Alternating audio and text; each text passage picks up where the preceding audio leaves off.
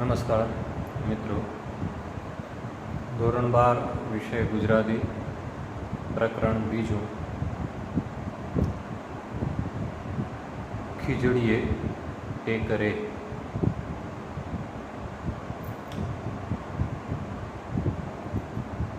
લેખક છે ચુનીલાલ મડિયા, શ્રેષ્ઠ વાર્તાકાર. અહીં જે આપણે ભણવાના છીએ, જેનો અભ્યાસ એ પણ સાહિત્ય સ્વરૂપ છે, નવલિકાર, ટૂંકી વાર્તા.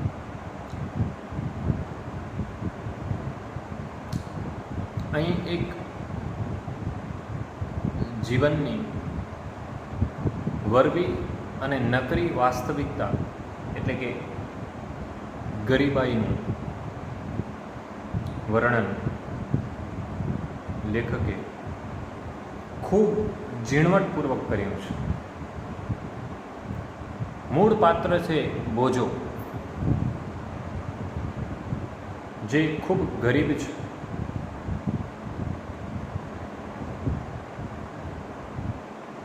તેના 4 દીકરા હોય છે. એને કમાવા માટે, આજીવિકા માટે થઈને એ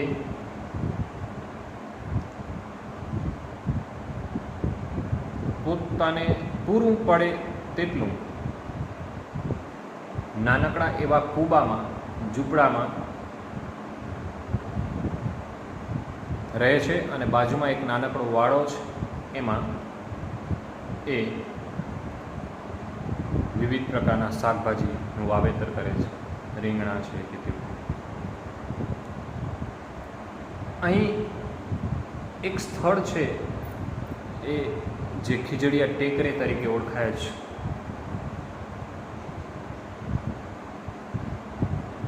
કે એક ગરીબાઈ આપણે શું કરાવતી હોય છે.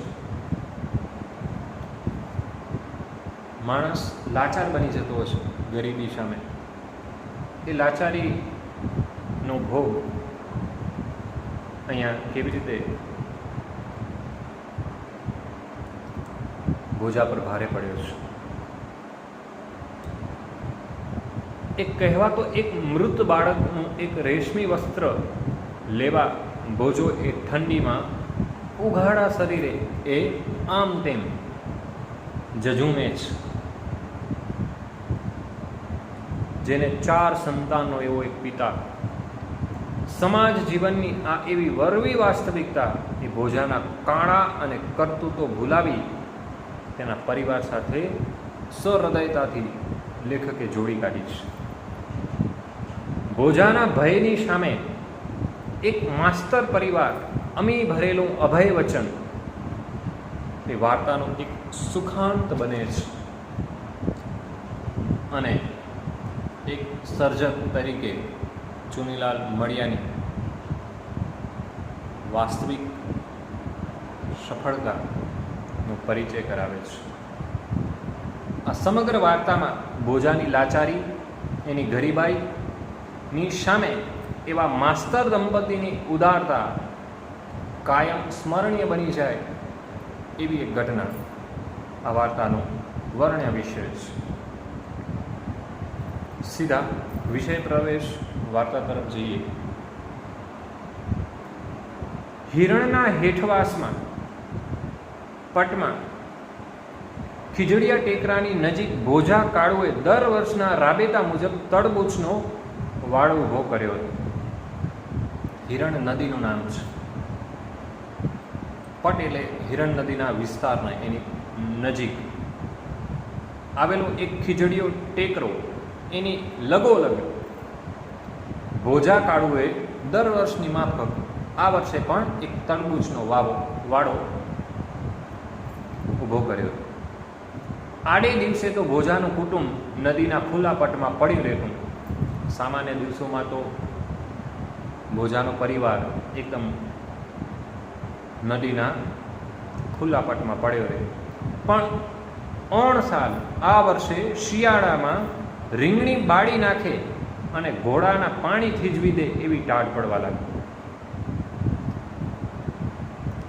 એકદમ ભયાનક એવી ઠંડી, કાતિલ ઠંડી આ શિયાળામાં,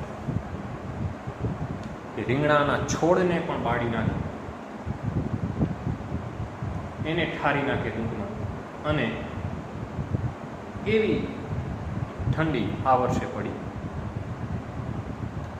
ત્યારે ભોજો ગીરની અંદર જઈને 3 વાર તલ બાવળ કાપી લાવ્યો અને જીવલીએ, એની પત્ની જીવલીએ વગડો ફરી ફરીને સૂકી સાંઠીઓથી ભારીઓ ભેગી કરી. સાંઠી એટલે નાનકડા કપાસ અને તલ હોય એની નાની એવી સાંઠીઓ, લાકડીઓથી ભારીઓ ભેગી કરી. 4 દિવસમાં તો આ ધણી અને ધણિયાણી એટલે કે ભોજો અને એની પત્ની જીવલી, આ બંને અને એ સિવાયના એમના 4 દીકરાઓ ને ચૂલો સમાઈ શકે એવડો કૂબો વાળો વચ્ચે જ ઊભો કરી દીધો. કૂબો એટલે એક નાનકડું ઝૂંપડું ઊભું કર્યું, બહુ મહેનત. જો એક આ પ્રથમ પેરેગ્રાફમાં કેવી રીતે લેખક ચુનીલાલે આખી સ્થિતિને વર્ણવી છે. છતાં ભોજાને લાગતું હતું કે દર વર્ષ કરતાં આ વખતે ટાઢ મારા પર વેર વાળવા આ વાળા ઉપર જ વધારે પ્રમાણમાં ખાબકી છે. ભોજાને એવું લાગી રહ્યું જાણે આ વર્ષે જે ઠંડી છે, જાણે મારા ઉપર કયા પ્રકારના દુઃખ કાઢવાની છે, કે કયા પ્રકારનો એ બદલો લેવા આવી છે, વેર વાળવા આવી છે, એ સમગ્ર એવી ઠંડી જાણે મારા પરિવાર અને મારા કુબા એટલે કે મારા ઝૂંપડપટ્ટી ઉપર ખાબકી છે. એક તો હિરણની પાટના ટાઢાબોળ પાણી, હિરણની તળિયાના ઠંડા એવા પાણી છે, અને વધારામાં પોષ મહિનાનો હિમ જેવો વાયરો, હિમ એટલે બરફ જેવો ઠંડો પવન પોષ મહિનાનો. આ હિમવર્ષા વચ્ચે ભોજો સાવ ઉઘાડે ડીલે ઊભો ઊભો વાડાનું ટોયામણ કરતો. આવા સમયમાં ભોજો ઉઘાડા શરીરથી, ડીલ એટલે શરીર, ઉઘાડા શરીરથી સમગ્ર વાડાનું, કેવો વાડો? તરબૂચના વાડાનું એ પાણી આપી રહ્યો હતો, છોડને પાણી આપી રહ્યો. એને પહેરવા કડિયું તો આજે કેટલા સમયથી સાંપડતું નહોતું. જે વસ્ત્ર હોય, કડિયું એટલે સામાન્ય રીતે ખેડૂતની ઉપરનું જે પહેરવાનું બંદી વસ્ત્ર છે એને મળ્યું એ નહોતું, સાંપડતું એ નહોતું. વર્ષો જૂની ચોરણી હતી, ચોરણી એટલે પાયજામો, એના ઉપર ગોદરા જેટલા ઉપરા ઉપર થીગડા ચોંટી ચૂક્યા હતા. એ જે પાયજામો છે, ચોરણી, એ પણ કાંઈ એકદમ નવી નહોતી, એના ઉપર કેટલાય થીગડાઓ મારેલા હતા. આ જો ગરીબાઈની એક સ્થિતિ કેવી છે, એની વેધકતા શબ્દોમાં છે. અહીં એ થીગડાઓ પણ ઘસાતા ચાળની બનેલું એ થેપાડું એટલે નાનકડું એવું ધોતી, ટૂંકું જાડું, પણ એ જીર્ણ થઈ ગયું હતું, એ પણ ઘસાઈ ગયું હતું, એ વૃદ્ધ થઈ ગયું હતું ટૂંકમાં. હવે એનો આધારે જીર્ણોદ્ધાર શક્ય નહોતો. હવે એને પાછું ટૂંકમાં એનું રિનોવેશન કરવું, એટલે કે ધોતિયાને પાછું એને થીગડા મારવા અને સરસ રીતે એનું પાછું એનામાંથી હજી ચલાવી લેવું, ટૂંકમાં એ શક્ય નહોતું. હવે એનો જીર્ણોદ્ધાર શક્ય નહોતો.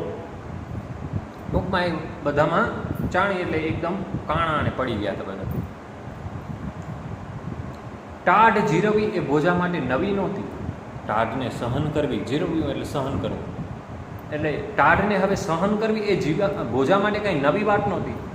ભૂતકાળમાં પોતે જ્યારે સીમ ચોરીઓને રવાડે ચડેલો ત્યારે કાજળ ઘૂંટ્યું હોય એવી કાળી ડિબાંગ રાતે એ કાજળ રંગ જોડે પોતાના શીશમ વર્ણા શરીરનો સુમેળ સાધવા એ કડકતી ટાઢમાં પણ ઊભા મોલમાંથી ભારીઓ બાંધી જતો.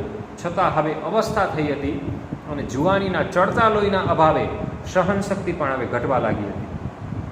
તેથી હિરણના ઉપરવાસથી, ઉપરવાસ એટલે ઉપરથી જે પાણી આવતું અથવા તો બહુ જ ઊંચાણવાળો વિસ્તારથી સુસવાતા એવા વીછીના ડંખ જેવા ઠંડા વાયરા અને કવચિત એટલે કે ક્યારેક જ ભોજાના જડબાની ડાકલી બજાવી જતા ખરા. જડબું એટલે એકદમ ધ્રુસકે આપણે એની ડાકલીઓને બજાવી જતા. હવે જે સ્થિતિ છે જો, પણ પોતાની બત્રીસી દાંતિયા કરડે, ઠંડીના કારણે ધ્રુજે ને, દાંત કડકડાટ કરે, એવું એ સામે ભોજાને એટલો રંજ નહોતો. એ સંદર્ભે ભોજાને કોઈ એવું દુઃખ નહોતું જેટલો રંજ એને ટાઢમાં કપડાને અભાવે ઠૂંઠવાતા નાગા ભૂગા બાળકો નહોતો. સૌથી વધુ તો ચિંતા એને એના સંતાનો એવા નાગા ભૂગા ઠૂંઠવાઈ રહ્યા છે, એવા એના સંતાનો માટે એની થોડી વધારે ચિંતા હતી. કેમ કે એણે ભૂતકાળમાં ઘણી સીમમાં ચોરીઓ કરી હતી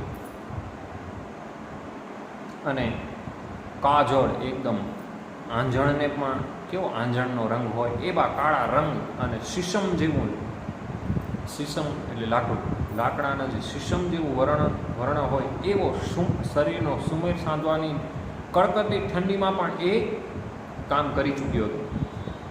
એટલે એના માટે આ બધી સ્થિતિઓ નવી નહોતી, પણ સૌથી વધારે કઠિનતા શું હતી કે દુર્બળતા શું હતી કે એ એના સંતાનો છે એ ઠૂંઠવાઈ રહ્યા છે ઠંડીમાં, એ વધારે સૌથી એના માટે કરુણતા હતી.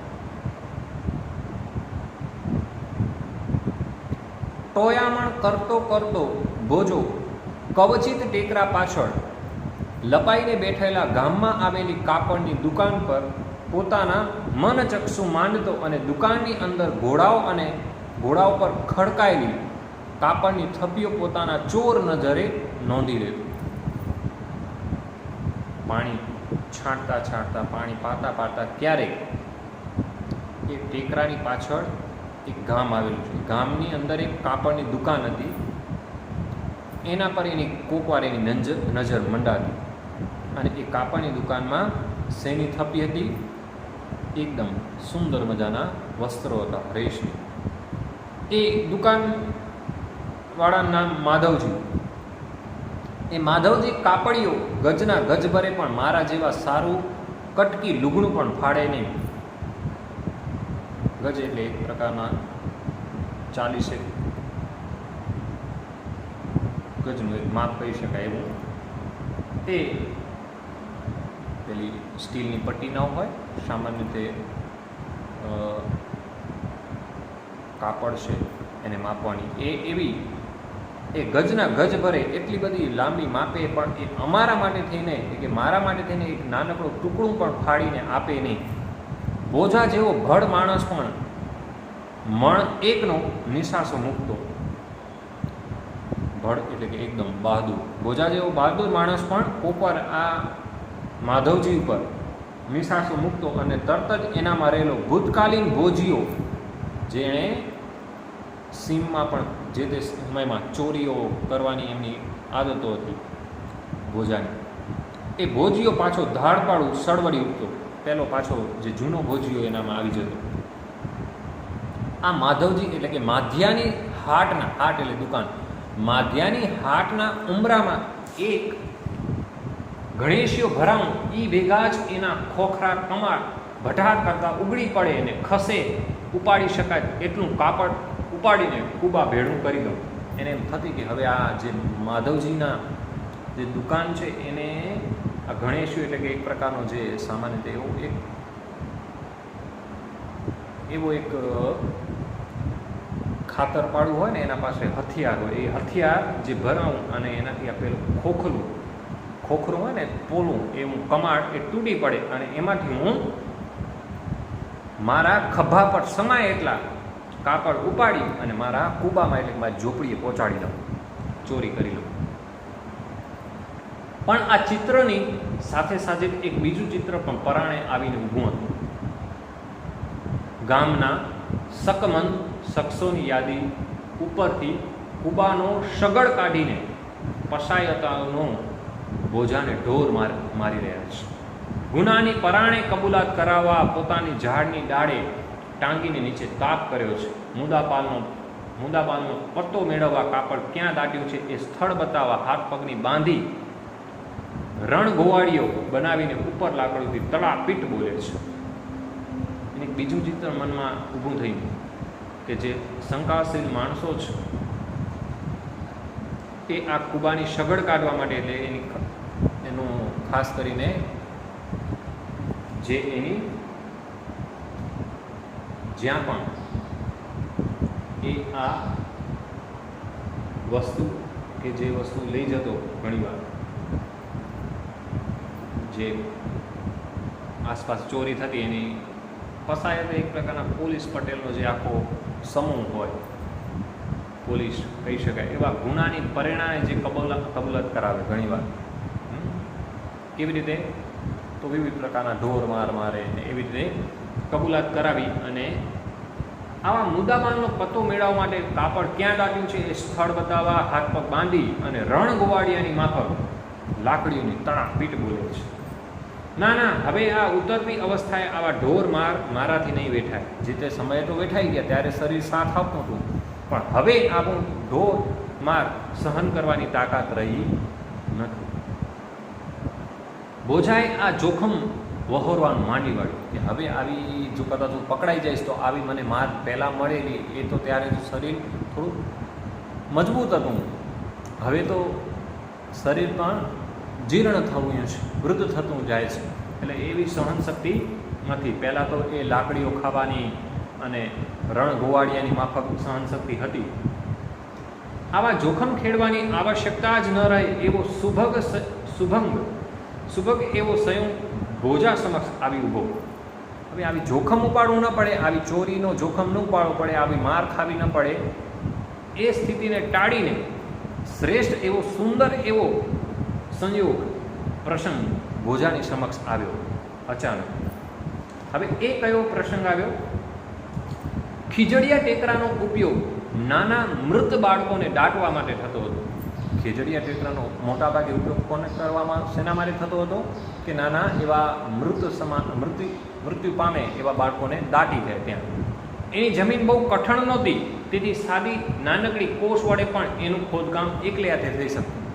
ત્યાંની જે જમીન હતી એ એટલી કઠણ નહોતી, પોલી હતી, પોચી હતી, એટલે નાના એવા કોષથી પણ, એક નાનકડા એવા લોખંડના કોષથી પણ એ ખોદકામ થઈ શકે અને મૃત શરીરને દાટી શકાય એવી હતી. ગામના પોસ્ટ માસ્ટરને ત્યાં આજે સાંજને સમયે છોકરો અવતરેલો, એનો જન્મ થયો. ગામનો એક પોસ્ટ માસ્ટરને ત્યાં એને એક દીકરો જન્મ્યો. કોઈ કહેતું હતું છોકરો મરેલો જ જન્મ્યો હતો, કોઈ ગામના લોકો એમ કહેતા કે આ છોકરો તો મરેલો જ જન્મ્યો છે, તો કોઈ વળી કહેતું કે જન્મ્યા પછી પણ મરી ગયો છે. કેટલાકની વાતો એવી હતી કે જન્મ્યા પછી મૃત્યુ પામ્યો છે. ઉપરા ઉપરી પુત્રીઓને જ પામનાર પોસ્ટ માતાને ઘેર વર્ષો પછી પુત્ર અવતર્યો, પણ નસીબમાં ન સમાયો, તેથી તેમને ભારે આઘાત લાગ્યો. એ પહેલાં પોસ્ટ માતાને ત્યાં દીકરીઓ ઉપર દીકરીઓનો જન્મ થયો, પરંતુ ઘણા સમય પછી એને એક ભડ જેવો બહાદુર એવો દીકરો જન્મ્યો, પુત્રનું અવતરણ થયું. પણ નસીબમાં નહીં હોય એમ એનું અવસાન થયું અને એનાથી એ ભારે આઘાતમાં પોસ્ટ માસ્ટર ચાલે. આ હતભાગીને ઘેર અવતરીને કશું સુખ ન પામનાર એ બાલુડા પાછળ માસ્તરે સારું એવું દાન પુણ્ય કરી નાખ્યું. પહેલાં પોસ્ટ માસ્તરે એ આ બિચારા અભાગી એવા હતભાગી એવા પુત્ર પાછળ પણ ઘણું બધું દાન કર્યું. માધવજીના હાટેથી, માધવજી જે ગામનો એ દુકાનવાળો, એને ત્યાંથી સારામાં સારી જાતનું, ઊંચામાં ઊંચી જાતનું રેશમી કાપડ લઈ મૃત બાળકને સારી રીતે એના સમગ્ર પીઠને અને શરીરને વીંટળાવ્યું અને અધમણ મીઠાની ઘાસડી બાંધીને 4 સંબંધીઓ જોડે માસ્તર ખીજડી ટેકરે ચાલે. એને જે ખીજડીયા ટેકરાનો ઉપયોગ શેના માટે હતો? એ મૃત બાળકને દાટવા માટે. ત્યાં આ અધમણ એવા મીઠાની ઘાસડીઓ લઈ અને એના બીજા જે માસ્તર હતા, પોસ્ટ માસ્ટરના 4-5 સંબંધીઓ આ બાળકને લઈને ખીજડી ટેકરે પહોંચે. ઉઘાડે ડીલે ઠંડીમાં થરથરતો માધા કાપડિયાની દુકાન ફાળવાનો વિચાર કરતો અને પકડાઈ જવાની બીકે પોલીસના મારથી કાંપતો એવો ભોજો તરબૂચની વચ્ચે ચાળિયાની જેમ ઊભો હતો. ચાળિયો એટલે જે સામાન્ય રીતે ખેતર કે વાડી હોય એની વચ્ચે એક પ્રકારનું કાપડથી ઊભું કરાયેલું એવું એક પૂતળું, જે ચાળિયો. એ જ વખતે પોસ્ટ માસ્ટરના પુત્રના દફન માટે લોક ખીજડીએ ટેકરે આવી પહોંચે. આ બધું જ એ ચાળિયાની માફક ખેતરમાંથી, એટલે કે પહેલાં એના તરબૂચના વાડામાંથી બધું જોતો હતો કે આ બધા કોણ ખીજડીએ ટેકરે આવ્યા છે. લગોલગ હતો ખીજડીએ ટેકરે, લગોલગ એની વાડી હતી, વાડો હતો. બાળકના મૃતદેહ પર 7-8 પળમાં વીંટળાયેલું મહામૂલું વસ્ત્ર બોજા જેવા જ અવસ્ત્રાની નજરે પડ્યા વિના રહે એમ નહોતું. અવસ્ત્ર એટલે ભોજો તો વસ્ત્રહીન હતો, એટલે અવસ્ત્ર શબ્દ વાપરે. જો કેટલી સર્જકની એક શબ્દ શૈલી છે કે આ 7-8 પળ આખા શરીર ઉપર એક વખત વીંટળાયેલો નહીં, એવું 7-8 વખત વીંટળાયેલું એવું સુંદર અને બહુ મહામૂલું મોંઘું એવું વસ્ત્ર, રેશમી વસ્ત્ર એ એના શરીર પર, મૃત શરીર પર વીંટળાયેલું હતું. એ એના નજર પર પડ્યું, એની નજરે ચડ્યું બોજાને. બાળકને ઠીક ઊંડાણમાં દાટી માથે મીઠું ભભરાવી ઉપર પૂર્વવ્રત પથ્થરો અને ધૂળ વેરી સૌ રસ્તે પડ્યા પછી બોજાના માનસમાં એક નવો જ પ્રકાશ ઝબકી ઉઠ્યો. અરે, લુગડા તો ઘાસણા મોઢે આ ટેકરાના પેટમાં દટાણા છે. મારી છાતી સામે જ હાથ અજમાવું એટલી જ વાર, હાથ ફેરો જ કરવાનો છે. એણે આ બધું જોઈ લીધી સ્થિતિ. બધાએ એ પહેલાં મૃત એવા બાળકને દાટી એના પર મીઠું ભભરાવી અને પહેલાં પૂર્વવ્રત એટલે પહેલાંની જેમ જ પથ્થરો મૂકી અને એના પર થોડીક દૂર વેળી બધા પાછા આવ્યા. ત્યાં તો આ બધી જ સ્થિતિને બોજાએ નજરકેદ કરી દીધી. હાથ ફેરો કરવો કે ન કરવો એના સરવાળા બાદબાકી કરવાની બોજાને આદત નહોતી. ડેનમાર્કના રાજકુંવર જેવી દ્વિધા વૃત્તિ એના આ માણસે કદી કેળવી નહોતી. એક ગા ને 2 કટકા કરવા એ જ એમનું જીવનસૂત્ર હતું. એટલે કે બોજાને મન એ કોઈ એવું પેલા ડેનમાર્કનો જે રાજકુંવર હોય ને એની જેવી માનસિક વૃત્તિ કે દ્વિધા બમણી વૃત્તિ નહોતી. એને તો એક જ એવો સંકલ્પ, તળ ને ફળ, જડથી નિર્ણય લેવો એ એનું જીવનસૂત્ર હતું. 1 ઘા અને 2 કટકા. રાતે સીમની અવર જવર બંધ થઈ ગઈ અને સોપો પડી ગયો ત્યારે ભોજાએ એ જીવનસૂત્ર અમલમાં મૂક્યું. તરત જ ત્યાંથી એટલે કૂબામાંથી કોદાળી અને પાવડો લઈ સડસડાટ ટેકરા ઉપર ચડી ગયો, જ્યાં પેલા મૃત બાળકને દાટવામાં આવ્યો. ખાતર પાડવાના લાંબા મહાવરાને પરિણામે સિફતપૂર્વક, એટલે સિફત એટલે હોશિયારી, ચાલાકીથી એ ખોદકામ કરવાનું તો ભોજા માટે સાવ સહેલું હતું. કપડું જરા પણ ફાટ્યા તૂટ્યા ને ખરડાયા વિના સરકાવી લેવા ખાતર એ ભારે સાવચેતીથી આ બાળકની કબર ખોદી રહ્યો. વળી પથ્થર જોડે કોદાળીનું પાનું અથડાવાનો અવાજ પણ બહુ દૂર સુધી પહોંચી ન જાય એની પણ સંભાળ એને લેવાની હતી. પથ્થરો હોય એની સાથે લોખંડનો પેલી કોદાળી છે ટકરાય તો અવાજ આવે ને, એ અવાજ પણ એ આસપાસના વિસ્તાર સુધી પહોંચે નહીં, એ પણ એને સંભાળ લઈને કામ કરવાનું. ખત્રીસો મારી એટલે પેલો ગણીશીઓ, જે ખાતર પાડવાનો જે એક પ્રકારનો ઓજાર છે, હથિયાર, એ ગણેશીઓ મારીને ખાતર પાડતો હોય એમ અને ઘરમાંથી હળવેથી ઇસ્કોતરો સરકાવી લે એમ બોજાએ લુગડે વીંટ્યા બાળકને ખાડામાં ઊંચકી લીધું. ઇસ્કોતરો એટલે જૂના લાકડાની જે પેટીને કેમ આપણે સરકાવી એવી રીતે આખી આમ એ બાળકને નીચેથી આખું વ્યવસ્થિત રીતે બાળકને ઊંચકી લીધું.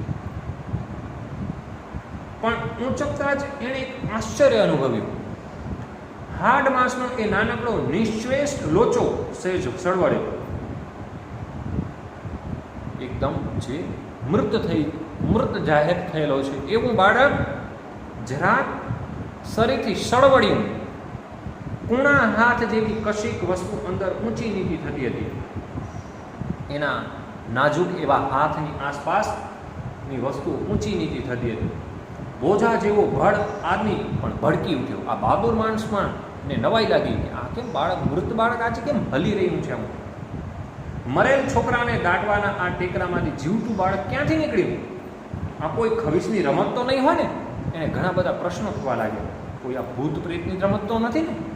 પણ અત્યારે એવી કલ્પનાઓ કરવાનો હોય અવકાશ ક્યાં હતો? આવું વિચારવા માટે પણ સમય નહોતો. હાથમાં વધારે ઝડપથી સળવળતું આ બાળક હવે રડવા માંડે અને પોતાની આ ગોરખોદ પ્રવૃત્તિ જાહેર થઈ જાય, બધાને ખબર પડી જાય એ પહેલાં આ સ્થળ છોડી અહીંથી નાસી છૂટવું એ વધારે જરૂરી હતું. પણ કરવું શું? ચોરેલી વસ્તુ મૂળ સ્થાને ગોઠવી દેવી 100% સલામત માર્ગ તો એ જ હતો. તો પછી આ ગોર ખોદવાનો મૂળ ઉદ્દેશ માર્યો જ જાય. અંગ, ઢાંકણ, કપડાનું શું કે છે? આ બધી વસ્તુ જો ઉદ્દેશ જો ચાલ્યો જ જાય તો આ બધી વસ્તુનો કોઈ ઉદ્દેશ નહીં ઠરે. એટલા માટે આ બધા એના અંગ છે, એના ઢાંકણા છે, બધાનું શું એ બધું પાછું મૂકવું પડશે. જેમ છે તેમ લુગડું ઉતારી છોકરું પાછું હતું એમ ધરબી દઉં. પાછું કહે છે લુગડું ઉતારી લઉં અને છોકરો જેમ હતો એમને પાછું મૂકી દઉં. એવો પણ એને વિચાર આવ્યો. આવતો તો આવી ગયો, પણ એનાથી એની ભયંકરતાથી એ બોજો પોતે ધ્રુજી ઉઠ્યો. મારે કેટલા ભાવ કાઢવા છે તે આવી બાળ હત્યાનું પાતક માથે લઉં? આવી શું કામ આવું પાપ હું મારા માથા પર લઉં? મને હવે જીવવાનું કેટલું? તો હું આવું બાળ હત્યાનું જે પાતક હું મારા માથા ઉપર શું કામ લઉં?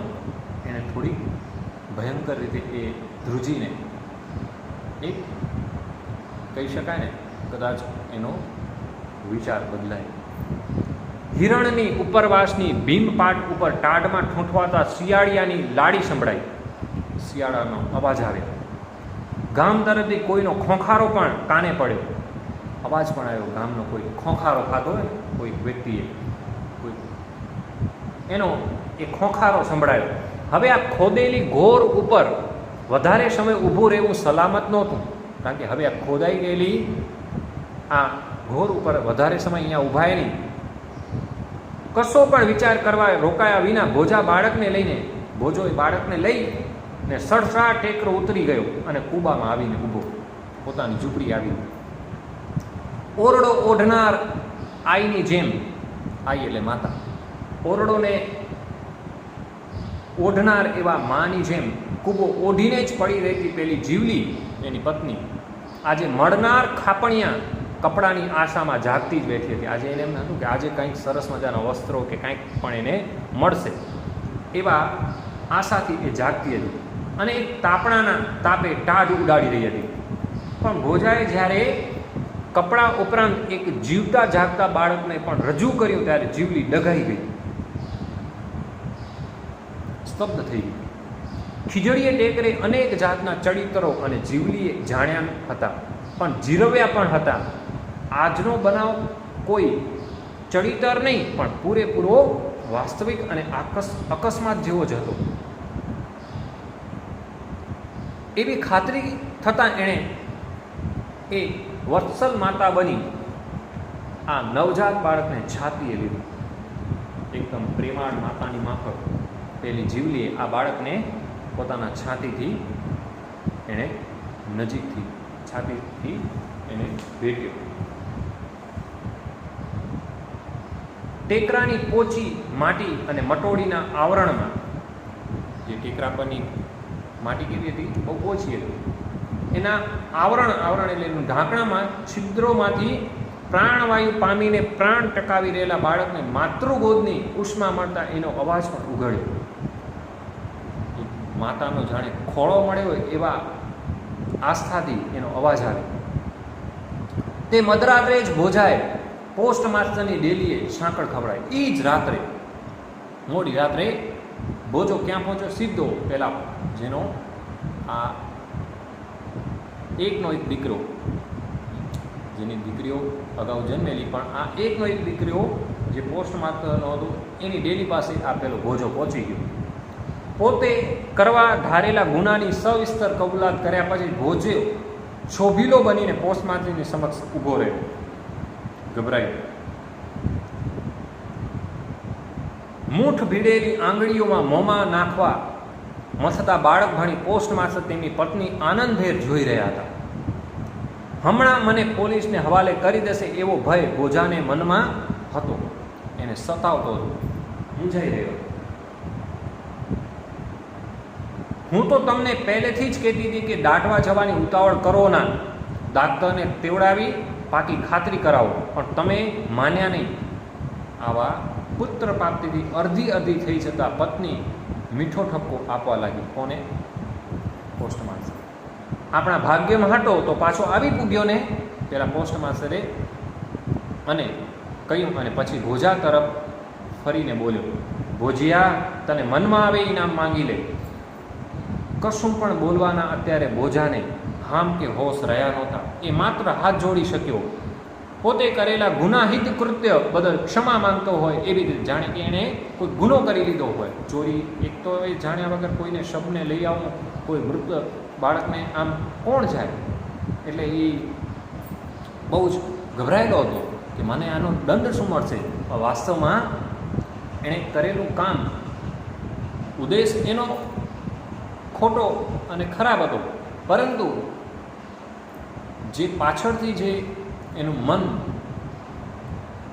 એનું જે પરિવર્તન પામ્યું, એના થકી આજે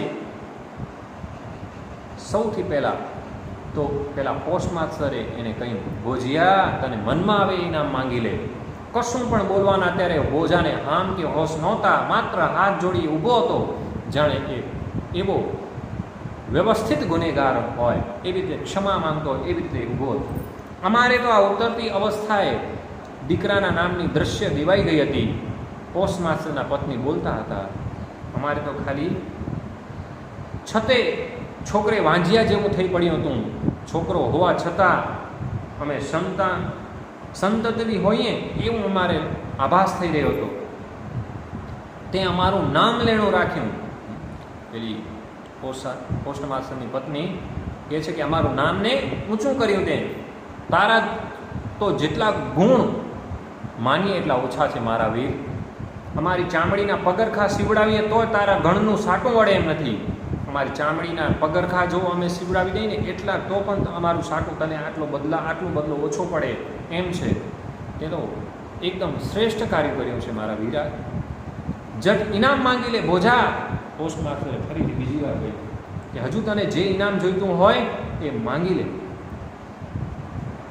ભોજો કહે છે, મોટા સાહેબ, ઇનામ લેવા સારું ટેકરે નહોતો ચડ્યો, પણ બાયડીની આબરૂ ઢાંકવા લુગડાનો લીરોએ નથી જડતો ને પહુ જેવા નાનકડા બચડા આ હિમના હિજરાય છે, એટલે ઠૂંઠવાય છે. મારા દીકરાઓ છે આવા ઠંડી કાતી એવા હિમ જેવા બરફની ઠંડી ઝેલતા એવી રીતે એકી જોડે લુગડા આપવા તો મોટું ઇનામ જડ્યું ગણ્યું. ભોજાએ માંગણી કરી, બસ એક જોડી બધાને અમને લુગડા અપાવી દો મારે, તો પણ એક મોટું ઇનામ કહેવાશે. બસ માંગીને આટલું જ માંગ્યું? માંગવું તમારી મોટા માણસની મહેરબાની. વધારામાં એણે કીધું કે તમારા મોટા માણસના આશીર્વાદ હોય, તમારા મોટા માણસના તમારો સહકાર સાથ હોય, એથી વિશેષ મને કશું નથી જોયું. જો એક ગરીબ માણસ કેવી રીતે, એક સામાન્ય માણસની અભિલાષાઓ કેવી હોય છે. અબ ઘડીએ જ માધવજીને હાટ ઉઘડાવું. પોસ્ટમાસ્ટર ઊભા થઈને જ કહ્યું કે હમણાં ને હમણાં પેલા માધવજી છે એની દુકાનને ખોલાવું. અને પછી ખભે ડગલો ભરાવતા બોલ્યા, એક શું 2 જોડી લુગડા વેતરાવી લે. તને જોઈએ એક જોડી નહીં, એ તો એક જોડી માંગી છે. બોજા, પેલા પોસ્ટમાસ્ટરે કીધું કે 2 જોડી તું દરેક માટે, તારા સંતાન માટે લુગડા વેતરાવી લે. એટલે માપીને ત્યાંથી કાપડ લઈ લે અને મહામૂલું એવું કાપડ લઈ લે. અહીં આ વાર્તા પૂર્ણ થાય છે. જો મિત્રો, જે હૃદય પરિવર્તન છે ભોજાનું, એ વાસ્તવમાં આખા જ વાર્તાનો સાર બને છે. કોઈકવાર આપણે ઘણીવાર આપણો ઉદ્દેશ ખોટા હોય, પરંતુ આપણા આત્મા જો પરમાત્મા સુધી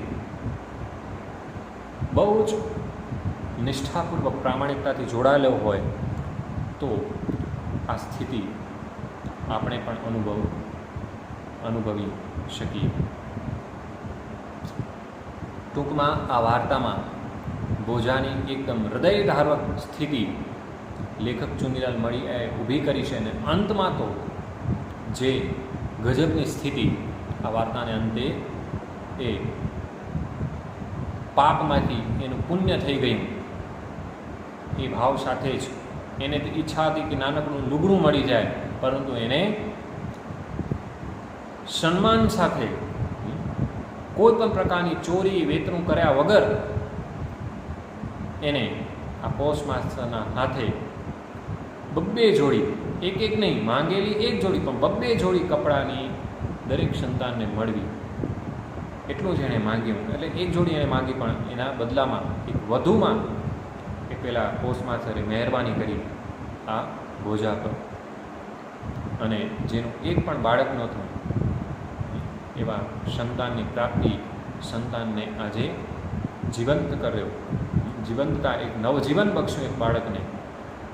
એથી શ્રેષ્ઠ પુણ્ય બોજા માટે કશું ન. આમ સમગ્ર વાર્તામાં એક ગરીબાઈ સામે માણસ કેટલો લાચાર બની જતો હોય છે અને કેવી કેવી પ્રવૃત્તિઓ તરફ એ પહોંચી વળતો હોય છે. માણસને લાચારી અથવા તો પરિસ્થિતિ છે સામે કેટલો વામણો લાચાર બનતો છે, એની સચોટતા આ વાર્તા એનું ઉત્તમ ઉદાહરણ બની છે. મિત્રો, આશા રાખીએ બરાબર સમજાઈ ગયું છે. શ્રેષ્ઠ પ્રયાસથી તમે સારી રીતે એના એક વાક્યમાં આપેલા ઉત્તર અને 2-3 વાક્યવાળા પ્રશ્નો અને સવિસ્તાર એટલે કે એના ખીજડીયો ટેકરો એ વાર્તાનું શીર્ષક ખરેખર ઉચિત છે કે કેમ એ ઉપર તમે સ્વ અધ્યયન કરી પ્રશ્નોત્તરી સાથે નોટબુકમાં ઉતારશો અને તમારી ભાષામાં જ સારી રીતે એ ઉત્તર લખશો એવી આશા સાથે. Thank you.